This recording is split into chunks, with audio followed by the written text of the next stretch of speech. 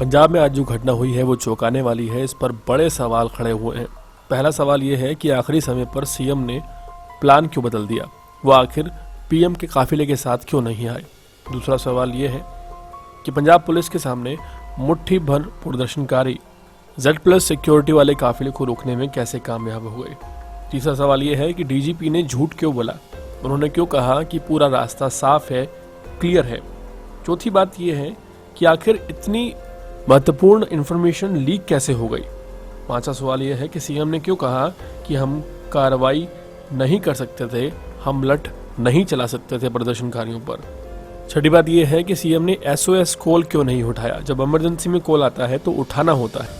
वहीं सातवां सवाल यह है कि जब अचानक प्रोग्राम बदला था तो प्रदर्शनकारियों को कैसे पता चल गया कि फलाने फ्लाईओवर पर पीएम मोदी का काफिला खड़ा हुआ है और उसे रोका जा सकता है। आठवां सवाल ये है कि आखिर वो डीजीपी पंजाब पुलिस के जिन्होंने ये क्लियर किया था कि रोड खाली है, वो सस्पेंड क्यों नहीं हुए और एक SSP को सस्पेंड क्यों कर दिया गया। नौवां और महत्वपूर्ण इशू ये है कि पूरी दुनिया में हाल फिलहाल इस चर्चा को जोरों से किया जा रहा है और इंटरनेशनल स्तर पर मीडिया ये कह रहा है कि भारत में बड़ी चूक हुई है और ये चिंतानीय विषय है। वहीं हमारा ही देश के कांग्रेस के कुछ लीडर लगातार शर्मनाक बयान क्यों दे रहे हैं, ये सोचने का विषय है।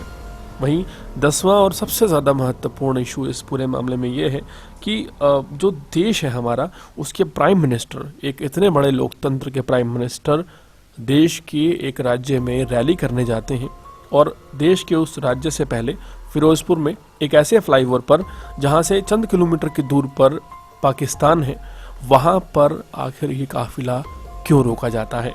क्या इसके पीछे कुछ बाहरी ताकतों का हाथ है।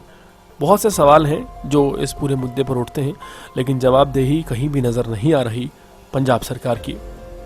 पूरे मामले पर आपकी क्या राय है, कमेंट सेक्शन में ज़रूर बताएं।